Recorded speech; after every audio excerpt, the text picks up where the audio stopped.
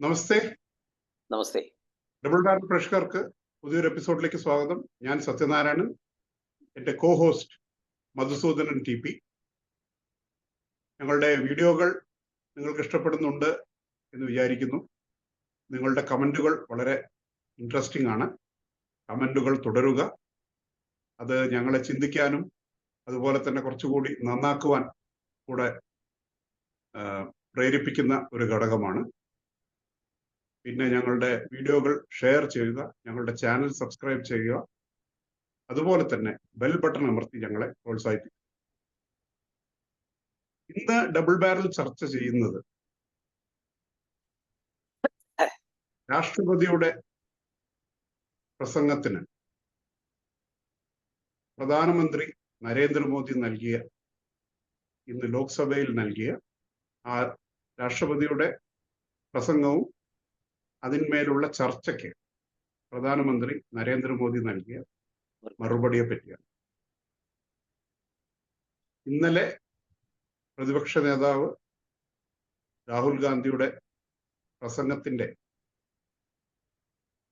ഒരു റിയാക്ഷൻ ഉണ്ടാകും എന്ന് എല്ലാവർക്കും അറിയാമായിരുന്നു. പക്ഷെ നരേന്ദ്രമോദി ശരിക്കും ഒരു സ്റ്റേറ്റ്സ്മാനെ പോലെയാണ് ഇന്ന് പ്രസംഗം ആരംഭിച്ചത്. അദ്ദേഹം ആദ്യം തന്നെ എങ്ങനെ കഴിഞ്ഞ 10 വർഷം താൻ ചെയ്ത പ്രവർത്തനത്തിന്റെ ഫലമായിട്ടാണ് ഇന്നിവിടെ വീണ്ടും ഒരു അവസരം കിട്ടിയിട്ടുള്ളത് എന്ന് പറഞ്ഞു. പിന്നെ എന്തൊക്കെ കഴിഞ്ഞ 10 വർഷങ്ങളായിട്ട് ചെയ്തു എന്നത് വളരെ കാര്യമായിട്ട് പറഞ്ഞു.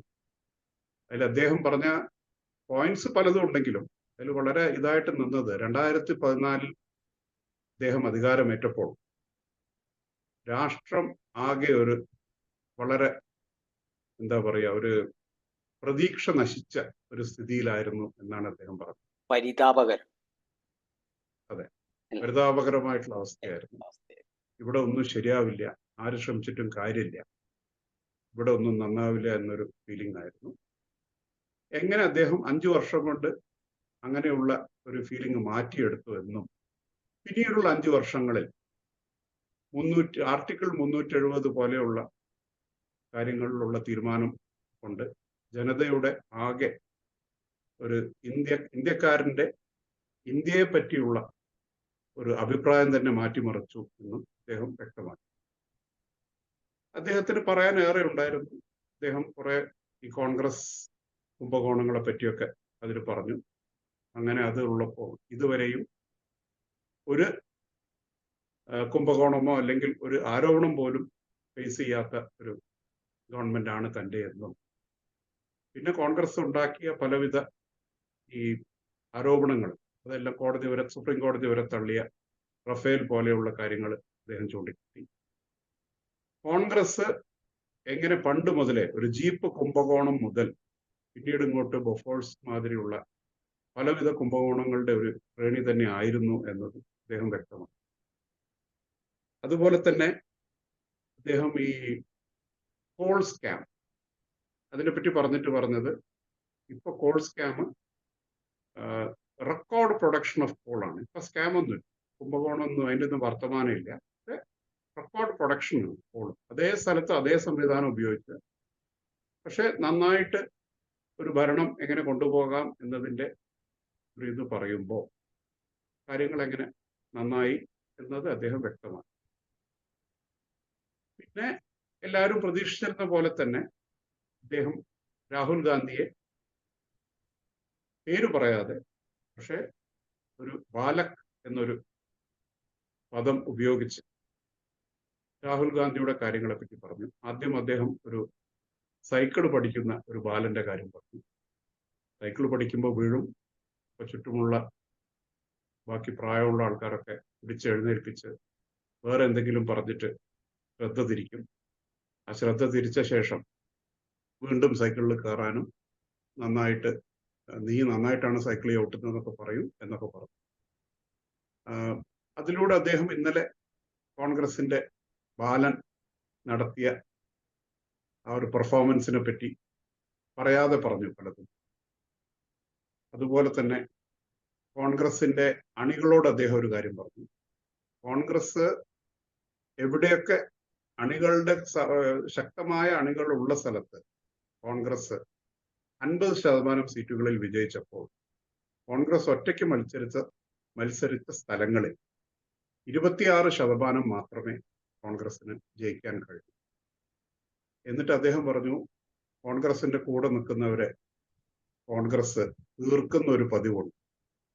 പിന്നെ അതില് അദ്ദേഹം കുറെ പ്രമുഖ നേതാക്കളുടെ കാര്യം പറഞ്ഞു. കോൺഗ്രസ് OBCയെ പറ്റിയാണല്ലോ വലിയൊരു പരാമർശങ്ങളൊക്കെ നടത്തി ഇലക്ഷനിൽ വലിയൊരു ക്യാമ്പയിൻ ഇഷ്യൂ ആക്കിയത്.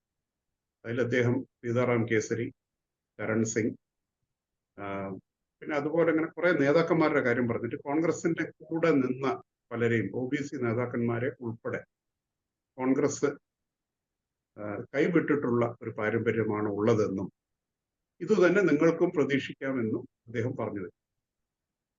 പിന്നെ വേറൊന്ന് അദ്ദേഹം ഈ ഗവൺമെന്റിന്റെ കാര്യങ്ങളിൽ പറഞ്ഞത്, ഓൾറെഡി 4 കോടി വീടുകൾ പാവങ്ങൾക്ക് നിർമ്മിച്ചു നൽകി.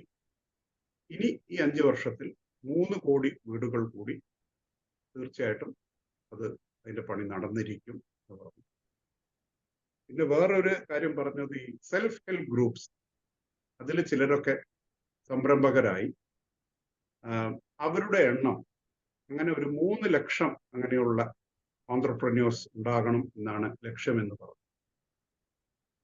അപ്പൊ ഇങ്ങനെയെല്ലാം കൂടി അദ്ദേഹത്തിന്റെ ആ ഒരു ഗവൺമെന്റിന്റെ നല്ലൊരു കുറെ കാര്യങ്ങൾ പറഞ്ഞു.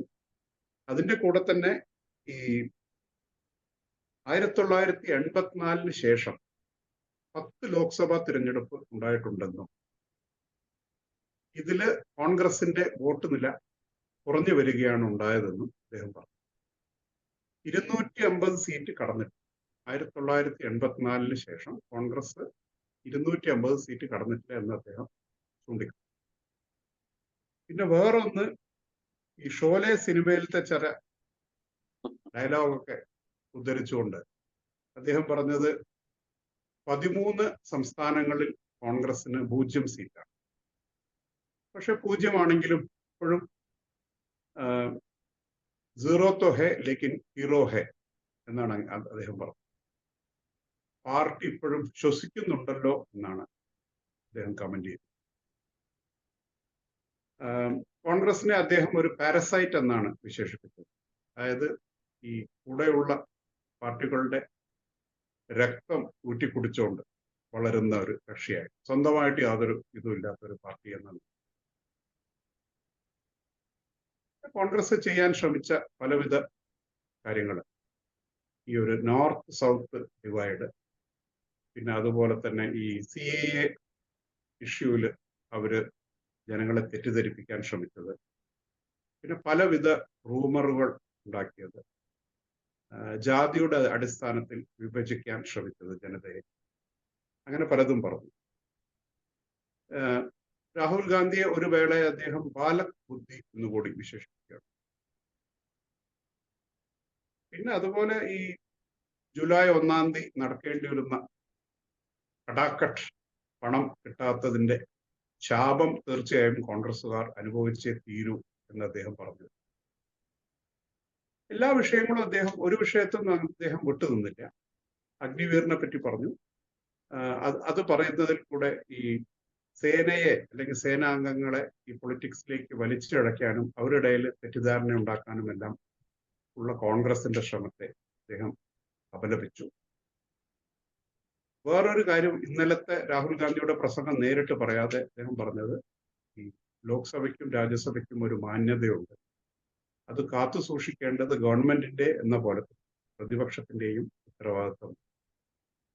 അദ്ദേഹം അവസാനം പറഞ്ഞു നിർത്തിയത് ഈ കോൺഗ്രസിനോടും ബാക്കി ഓപ്പോസിഷൻ പാർട്ടികളോടും, നിങ്ങൾ ഗവൺമെന്റിനോട് കൈകോർക്കും, നിങ്ങൾ ഭരിക്കുന്ന സംസ്ഥാനങ്ങളിലും മറ്റും മത്സരിച്ച് ഞങ്ങളോട് നിൽക്കൂ, അതുവഴി ജനങ്ങൾക്ക് ഗുണം കിട്ടട്ടെ, പദ്ധതികൾ ഞങ്ങൾ BJP ഭരിക്കുന്ന സംസ്ഥാനങ്ങൾ നടപ്പാക്കുന്നതിനേക്കാളും വളരെ നന്നായി നിങ്ങൾ നടപ്പാക്കാൻ ശ്രമിക്കൂ എന്നൊക്കെയുള്ളൊരു പോസിറ്റീവ് ഒരു ഇത് കൂടെയാണ്. പിന്നെ ഈ പ്രധാനപ്പെട്ട ഒരു കാര്യം അദ്ദേഹം പറഞ്ഞത്, ബാബാ സാഹബ് അംബേദ്കറിനെ നെഹ്റു എങ്ങനെ ഇലക്ഷനിൽ ആദ്യം ഈ നെഹ്റു ക്യാബിനറ്റിന് ബാബാ സാഹേബ് അംബേദ്കർ എന്തുകൊണ്ട് രാജിവെച്ചു എന്ന് പ്രധാനമന്ത്രി. അത് ശരിക്കും പറയുകയാണെങ്കിൽ SC ST ഈ ദളിത് വിഭാഗങ്ങളോടുള്ള സമീപനം ശരിയല്ല എന്ന് തോന്നിയിട്ടാണ് വളരെ സങ്കടത്തോടു കൂടിയാണ് അദ്ദേഹം രാജിവെച്ചത്. പിന്നീട് അതിനുശേഷം ഈ എങ്ങനെ ഇലക്ഷനിൽ നെഹ്റു അദ്ദേഹത്തെ തോൽപ്പിച്ച ശേഷം അതിനെപ്പറ്റി പറഞ്ഞ് ഭയങ്കര ആഹ്ലാദിക്കുന്ന സംഗതികളെ പറ്റിയൊക്കെ പറഞ്ഞു. അതുപോലെ തന്നെ വേറൊരു ദളിത് നേതാവായ ജഗ്ജീവൻ റാമിനോട് എങ്ങനെ കോൺഗ്രസ് നീതി കാട്ടിയില്ല എന്ന കാര്യം. ജഗ്ജീവൻ റാം അടിയന്തരാവസ്ഥ കഴിഞ്ഞ സാഹചര്യത്തിൽ ഇലക്ഷന് മുമ്പായി രാജിവെച്ച് ജനതാ പാർട്ടിയിൽ ചേർന്ന് അദ്ദേഹം പ്രധാനമന്ത്രിയാകും എന്നൊരു ഘട്ടമുണ്ടായിരുന്നു. അങ്ങനെ ഒരു സംസാരം ഉണ്ടായി. പക്ഷെ അതുപോലും പ്രധാനമന്ത്രി പറയുന്നത് അതുപോലും നടക്കാതിരിക്കാൻ ഇന്ദിരാഗാന്ധി വളരെ ശ്രമിച്ചു എന്നാണ് പറയുന്നത്. പിന്നെ അതുപോലെ തന്നെ വേറൊന്ന്, ഈ ഹിന്ദുക്കൾക്കെതിരെ ഇന്നലെ രാഹുൽ ഗാന്ധി നടത്തിയ പരാമർശങ്ങൾ എങ്ങനെ ആ ഒരു ഇത്ര വലിയൊരു ജനവിഭാഗത്തെ അത് വല്ലാതെ വേദനിപ്പിച്ചു എന്ന് അദ്ദേഹം പറഞ്ഞു വെച്ചു. അതിനെതിരെ നീക്കങ്ങൾ വേണ്ടി വന്നാൽ അതിന് തയ്യാറാണ് എന്നും അദ്ദേഹം ധ്വനിപ്പിച്ചു. ഇതൊക്കെയാണ് അദ്ദേഹം പറഞ്ഞത്. പിന്നെ വേറൊന്ന്, നീറ്റ് വിഷയത്തിൽ ഗവൺമെന്റ് ഇങ്ങനെ എത്ര കാര്യമായിട്ട് ഒരു യുദ്ധാടിസ്ഥാനത്തിൽ ഓൺ എ വാർ ഫുട്ടിങ് കാര്യങ്ങളൊക്കെ നീക്കുന്നുണ്ട്. ദിവസവും ഇവിടുന്നും എല്ലാം ആളുകളെ അറസ്റ്റ് ചെയ്യുന്നുണ്ട്. അന്വേഷണം ശരിയായ ദിശയിൽ തന്നെയാണ് മുന്നോട്ട് പോകുന്നത്. അതിലുള്ള ആരാണെങ്കിലും അവരെ ഞങ്ങൾ ഉത്തരവാദിയായിട്ടുള്ള ആരാണെങ്കിലും എത്ര വലിയ ആളാണെങ്കിലും അവരെ ഇരുമ്പഴിക്കുള്ളിലാക്കാനുള്ള നീക്കങ്ങൾക്ക് എന്താ പറയുക സംഗതികളൊക്കെ നടക്കുന്നുണ്ട് എന്നാണ് അദ്ദേഹം പറഞ്ഞത്. ഇതായിരുന്നു ഇന്ന് പ്രധാനമന്ത്രി കാര്യമായിട്ട് ലോക്സഭയിൽ തന്റെ പ്രസംഗത്തിൽ പറഞ്ഞത്. ഒരു കാര്യം ഉറപ്പാണ്, രാഹുൽ ഗാന്ധിയോ ഇന്ന് ഓപ്പോസിഷനിലുള്ള വേറെ ഒരു നേതാവിനോ പ്രധാനമന്ത്രിയോട് ഏറ്റുമുട്ടാൻ കെൽപ്പില്ല എന്ന് അദ്ദേഹം തെളിയിച്ചു. ഏറ്റവും സങ്കടകരമായിട്ടുള്ള കാര്യം, ഇന്ന് അദ്ദേഹത്തെ സംസാരിക്കാൻ സമ്മതിക്കാത്ത ഒരു അവസ്ഥയായിരുന്നു. പ്രസംഗം തുടങ്ങിയ മുതൽ അദ്ദേഹത്തെ അവിടെ മുദ്രാവാക്യങ്ങൾ വിളിച്ച് അവിടെ ഭയങ്കര ബഹളമൊക്കെ ഉണ്ടാക്കിയിട്ട് അതൊന്നും കാര്യമാക്കാതെ നരേന്ദ്രമോദി വളരെ ഭംഗിയായി തനിക്ക് പറയാനുള്ളത് പറഞ്ഞു. പിന്നെ വേറൊരു കാര്യം അദ്ദേഹം പറഞ്ഞത്, ഇതെനിക്ക് പുത്തരിയല്ല, ഞാൻ ആദ്യം 2014 ഗവൺമെന്റ് രൂപീകരിച്ച ശേഷം മുതൽ ഫേസ് ചെയ്യുന്ന ഒരു സംഗതിയാണ്, എനിക്കിത് പുത്തരിയാണ്. ഓപ്പോസിഷൻ കിണഞ്ഞു ശ്രമിച്ചു, ഭയങ്കര ഒരു ബഹളവും കാര്യങ്ങളൊക്കെ ഉണ്ടാക്കിയെങ്കിലും പ്രധാനമന്ത്രി തനിക്ക് പറയാനുള്ളത് പറഞ്ഞു. ജനങ്ങൾ അത് കേൾക്കും. അവരുടെ പ്രതികരണം വരുന്ന ആളുകളിൽ നമുക്ക് വരും തിരഞ്ഞെടുപ്പുകളിലും മറ്റുമായിട്ട് പറയാം. മധുസൂദനൻ. ഇന്നത്തെ കാര്യങ്ങളും പ്രസംഗങ്ങളൊക്കെ പറ്റിയൊക്കെ സത്യൻ വളരെ വിശദീകരിച്ച് തന്നെ പറഞ്ഞു കഴിഞ്ഞു. എന്തായാലും പ്രധാനമന്ത്രി ഇന്ന് സംസാരിക്കാൻ തുടങ്ങി അവസാനിക്കുന്ന ഏകദേശം ഒരു 2 മണിക്കൂറോളം സംസാരിച്ചിട്ടുണ്ടെന്ന് തോന്നുന്നു, അല്ലേ? 2 മണിക്കൂറോളം സംസാരിച്ചിട്ടുണ്ട്. 4 മണിക്ക് ആരംഭിച്ച് പിന്നെ 6 കഴിഞ്ഞ് 6:30 2-2.5 മണിക്കൂറോളം സംസാരിച്ചു. ഈ 2.5 മണിക്കൂറോളം പ്രതിപക്ഷം ശബ്ദ കോലാഹലം കൊണ്ട് പാർലമെന്റിനെ മലിനീകരണമാക്കുകയാണ് ചെയ്തിരുന്നത്. മലിനമാക്കി എന്ന് തന്നെ പറയാം. അത് ശരിക്കും അവരെ തെരഞ്ഞെടുത്ത് അവിടെ വിട്ട ജനതയോടുള്ള ഒരു വെല്ലുവിളിയാണ്. ശരിക്ക് കോടിക്കണക്കിന് രൂപ ചെലവാക്കി ഇന്ത്യ ഗവൺമെന്റ് ഒരു തെരഞ്ഞെടുപ്പ് നടത്തി. ആ തെരഞ്ഞെടുപ്പിൽ മത്സരിച്ച് വിജയിച്ച് ജനാധിപത്യത്തിലൂടെ വിജയിച്ച് പാർലമെന്റിലെത്തിയ ജനങ്ങളെ പ്രതിനിധീകരിച്ചു കൊണ്ടുള്ള ആൾക്കാരാണ് അവിടെ ഇരിക്കുന്നത്. അതിന്റെ യാതൊരു അന്തസ്സും ഇല്ലാതെ ഏതോ ഒരു ക്രിക്കറ്റ് കളിയോ അല്ലെങ്കിൽ ഒരു ഫുട്ബോൾ കളിയൊക്കെ കാണുന്ന സ്ഥലത്ത് ഉണ്ടാകുന്ന ഒരു ബഹളമുണ്ടല്ലോ, ആ ബഹളത്തിന് ഇതിനും മാന്യതയുണ്ടോ എന്ന് എനിക്ക് സംശയമുണ്ട്. ഇതിനും മാന്യതയുണ്ട്. എന്താ സത്യം എന്താ പറയുന്നത്? അതെ അതെ, ശരിയാണത്. ഇതിലും മാന്യത അതിനൊരു ആവേശം എന്ന് പറയാം. ഇത് വെച്ചാൽ ആവേശമാണ്. ഒരാളെ തടസ്സപ്പെടുത്തുക എന്നത് മാത്രമാണ് ഉദ്ദേശം. ഇത് പ്രധാനമന്ത്രി പറയുന്ന കാര്യങ്ങളെ തടസ്സപ്പെടുത്തിക്കൊണ്ട് അതാരും കേൾക്കാൻ പാടില്ല എന്ന ഉദ്ദേശത്തോടു കൂടി വളരെ വൃത്തികെട്ട രീതിയിൽ ശബ്ദം വെച്ചുകൊണ്ട് ഇല്ല അന്തസ് കളയുന്ന, പാർലമെന്റിന്റെ അന്തസ് കളയുന്ന ഒരു പണിയാണ് കോൺഗ്രസ്സുകാരും മറ്റുള്ളവരും ചെയ്തു കൂട്ടിയത്. പ്രധാനമന്ത്രി ഇന്ന് പണ്ട് 2014 മുതൽ ഇങ്ങോട്ടുള്ള കാര്യങ്ങൾ മുഴുവൻ പറഞ്ഞു. ഭാരതത്തിനെ എവിടെ എത്തിച്ചു എന്നുള്ളതിന്റെ കാര്യങ്ങളെ പറ്റി പറഞ്ഞു. ഭാരതത്തിന്റെ പുരോഗമനത്തിനെ പറ്റി പറഞ്ഞു. ഇന്ന് ഭാരതത്തിലെ ജനങ്ങളുടെ അന്തസ് എത്രത്തോളം ഉയർന്നു നിൽക്കുന്നതിനെ പറ്റി പറഞ്ഞു. ഇവിടുത്തെ റോഡ്സ്, ഇവിടുത്തെ മറ്റുള്ള ഗതാഗത റോഡുകളും കാര്യങ്ങളെ പറ്റിയിട്ടൊക്കെ പറഞ്ഞു. ഏതെല്ലാം തരത്തിലുള്ള പുരോഗമനാണ് രാജ്യത്തിനുണ്ടായത് എന്നുള്ളത് പറഞ്ഞു. നിങ്ങളെ കീശയിൽ കിടക്കുന്ന നിങ്ങളെ ബാങ്കിനെ പറ്റി പറഞ്ഞു. ഇന്ന് ബാങ്ക് നിങ്ങളെ പോക്കറ്റിലാണ്, അതിനെപ്പറ്റി പറഞ്ഞു. പഴയമാതിരി മുഷിഞ്ഞ നോട്ടിട്ട് നടക്കുന്ന ഒരു കാലഘട്ടമല്ല. ഒരു മൊബൈൽ മാത്രം മതി ഇന്ന് നമ്മുടെ കാര്യങ്ങളെല്ലാം നടക്കും. അത്രയും സാങ്കേതികമായിട്ട് വളർച്ച ഉണ്ടാക്കിയ ഒരു ഗവൺമെന്റ് ആയിരുന്നു 2014 മുതൽ ഉണ്ടായത്. സത്യം നേരത്തെ പറഞ്ഞ മാതിരി പ്രധാനമന്ത്രി പറഞ്ഞൊരു കാര്യമുണ്ട്. 2014 മുമ്പ് ഇന്ത്യയിൽ ഇനി എന്ത് സംഭവിക്കും, ഭാരതം ആര് ഭരിക്കും, ഭാരതത്തിനെ ഭരിച്ച് മുന്നോട്ട് കൊണ്ടുപോകാൻ ഇനി ആരാണ് ഉണ്ടാകുക എന്നുള്ളൊരു ചോദ്യചിഹ്നം എല്ലാ ഭാരതീയന്റെ മനസ്സിലും ഉണ്ടായിരുന്നു. എല്ലാവർക്കും അതൊരു ഒരു ഇത് എന്നും ഒരു കൂട്ടുകക്ഷി വരണം. ആ ഭരണം ഒരു 6 മാസം നിൽക്കുക, അല്ലെങ്കിൽ 1 കൊല്ലം നിൽക്കുക, അത് കഴിഞ്ഞാൽ അടിയും പിടിയുമായിട്ട് പോവുക. അങ്ങനെ രാജ്യം ഒരു നാശത്തിലേക്ക് പോയപ്പോൾ രാജ്യത്തിനെ ഉയർന്നെഴുന്നേൽപ്പിച്ചത് ശരിക്ക് രാഷ്ട്രീയ സ്വയം സേവക സംഘമാണ് എന്ന് തന്നെയാണ് എനിക്ക് തോന്നുന്നത്. എന്നും രാജ്യം എവിടെ നശിക്കുന്നുവോ അവിടെ എന്നും RSS ഉണ്ടായിട്ടുണ്ട്. പണ്ട് നെഹ്റുവിന്റെ ഭരണകാലത്ത് ചൈനയുമായുള്ള യുദ്ധകാലത്ത് നെഹ്റു ഒറ്റപ്പെട്ടപ്പോഴും RSS ആണ് ഉണ്ടായിരുന്നത്. അത് അദ്ദേഹം തന്നെ പറഞ്ഞിട്ടുണ്ട്, അദ്ദേഹം തന്നെ വെളിപ്പെടുത്തിയിട്ടുണ്ട് അതിനെ പറ്റിയിട്ട്. അത് ആ സമയത്ത് നിങ്ങൾ എങ്ങനെ അങ്ങനെ ചെയ്തു എന്ന് ചോദിച്ചപ്പോൾ എന്താ പറഞ്ഞത് അറിയാം? രാജ്യമാണ് ഞങ്ങൾക്ക് വലുത്, നേഷൻ ഫസ്റ്റ്. അത് ബാക്കി നമ്മളെ വീട്ടിന്റെ അകത്തുള്ള അടികളൊക്കെ വേറെ. വീട്ടിന്റെ അകത്ത് വീട്ടുകാരും കാരണവന്മാരും കുട്ടികളൊക്കെ കൂടി അടി കൂടും. പക്ഷേ രാജ്യത്തിന് വേണ്ടി നമ്മൾ എന്നും ഒന്നാണ്, ഒന്നിച്ചു നിൽക്കണം. അതാണ് 2014 ഈ രാജ്യത്തിന് ശക്തനായ ഒരു നേതൃത്വം തന്നെ വേണം, ഒരു ഭരണകർത്താവ് വേണം എന്നുള്ളത് കൊണ്ടാണ് അന്ന് അങ്ങനെ 2014 നരേന്ദ്രമോദിക്ക് വരാൻ സാധിച്ചത്. അവിടെ അദ്ദേഹത്തിന്റെ ഭരണപാഠവും ശരിക്കും അയാൾ കാണിച്ചു, അല്ലേ? അദ്ദേഹത്തിന് അത് കാണിക്കാൻ പറ്റി, ജനങ്ങൾക്ക് അത് കാണിക്കാൻ പറ്റി. എങ്ങനെ ഭരിക്കണം, എങ്ങനെ മുന്നോട്ട് കൊണ്ടുപോകണം എന്ന് കാണിക്കാൻ പറ്റി. അതിന് സത്യങ്ങൾ മുഴുവൻ വളച്ചൊടിച്ച് അസത്യങ്ങൾ പറഞ്ഞുകൊണ്ട് ജനങ്ങളുടെ മനസ്സിന്റെ അകത്തേക്ക് പലതും കുത്തിക്കയറ്റുവാൻ വേണ്ടി ഇവർ പ്രയത്നിച്ചു. സാധിച്ചില്ല.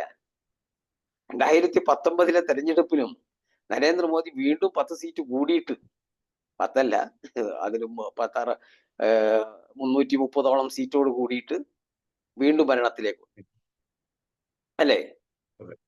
അങ്ങനെ 33 അല്ലേ?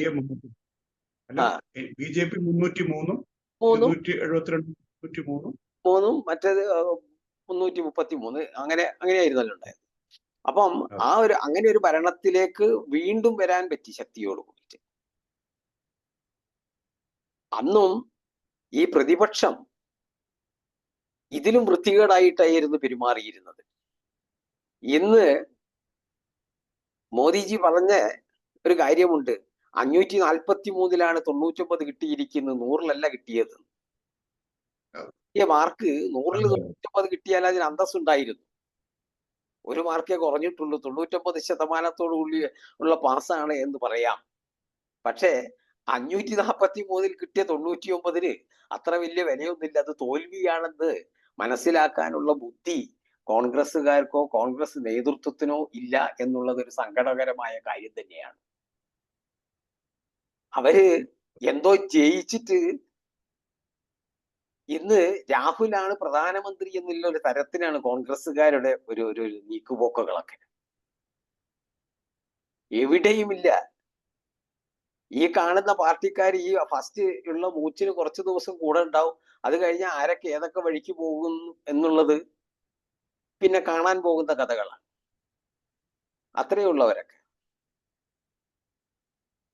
അഖിലേഷ് യാദവ് ഒക്കെ 19 സ്റ്റേറ്റിൽ പൂജ്യമാണ്. ആ എല്ലാ പല സ്റ്റേറ്റുകളിലും പൂജ്യം ഒന്നുമില്ല.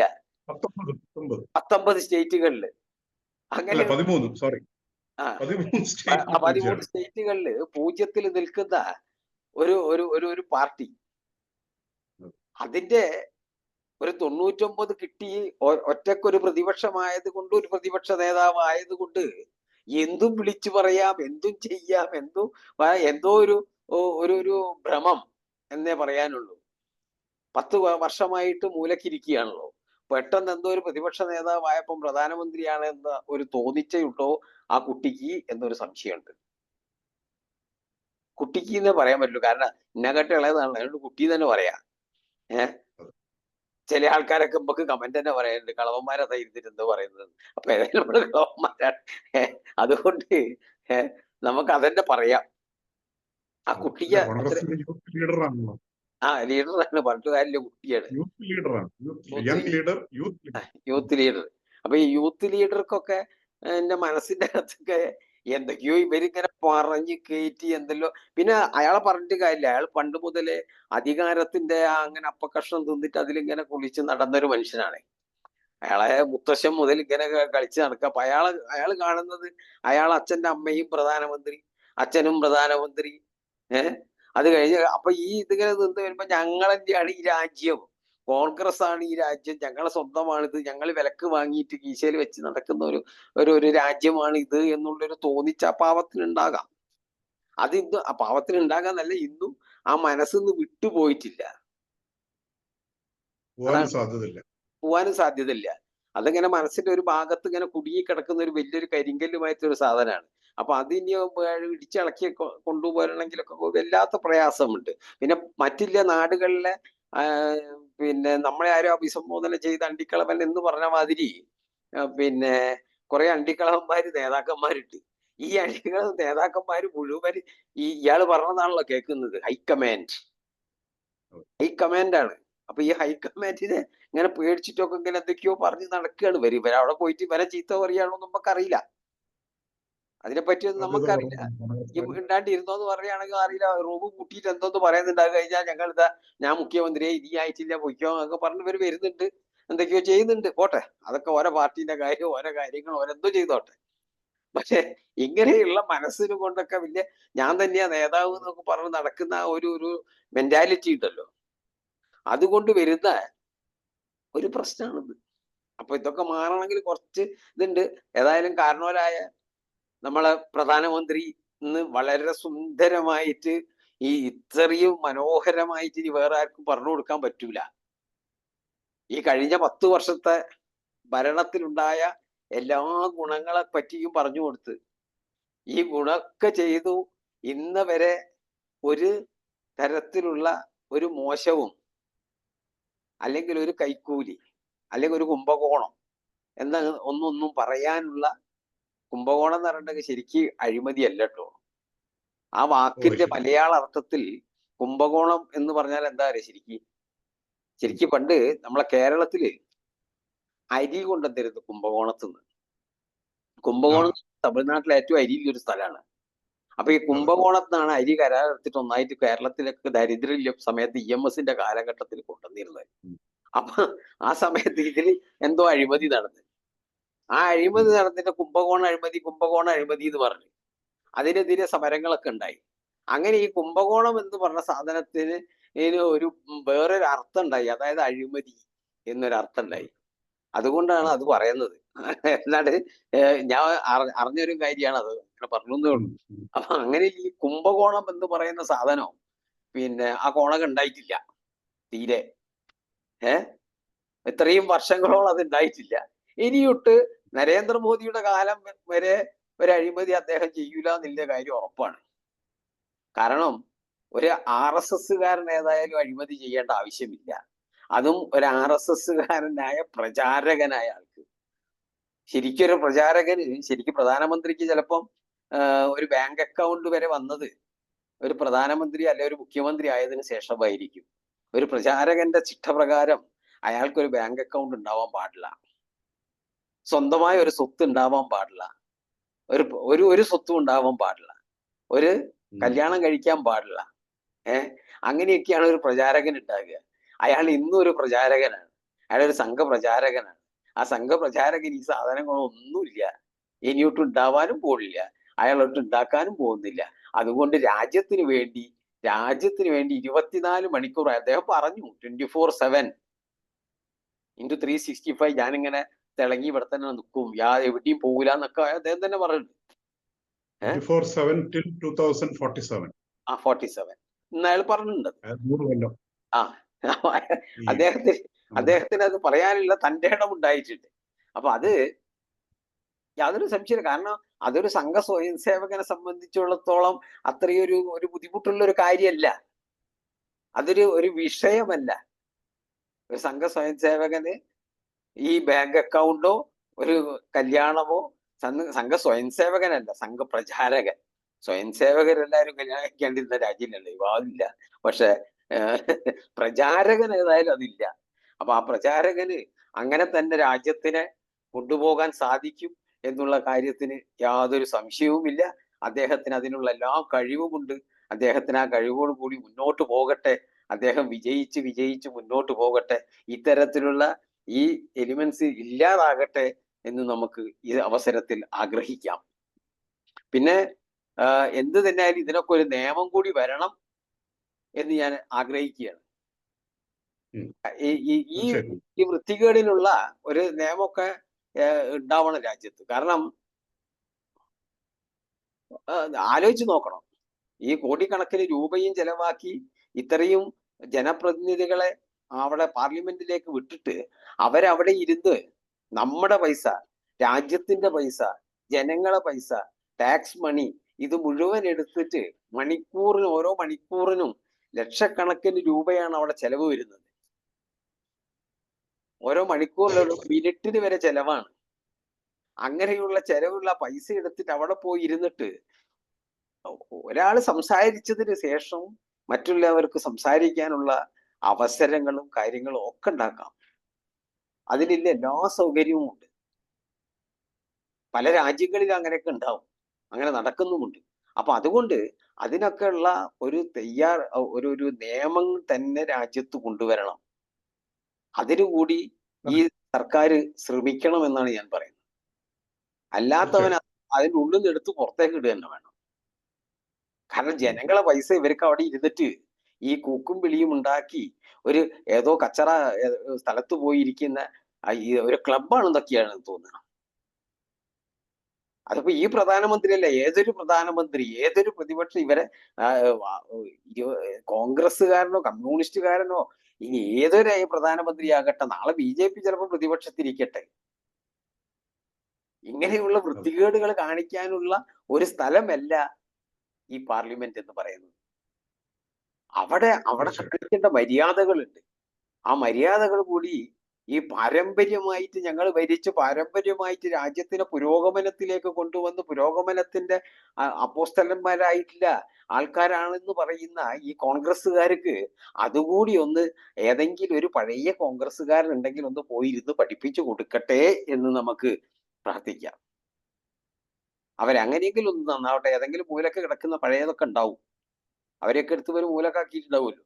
അപ്പൊ അതൊക്കെ ആരെങ്കിലും വന്നിട്ട് ഇതൊക്കെ ഒന്ന് പഠിപ്പിച്ചു കൊടുക്കട്ടെ.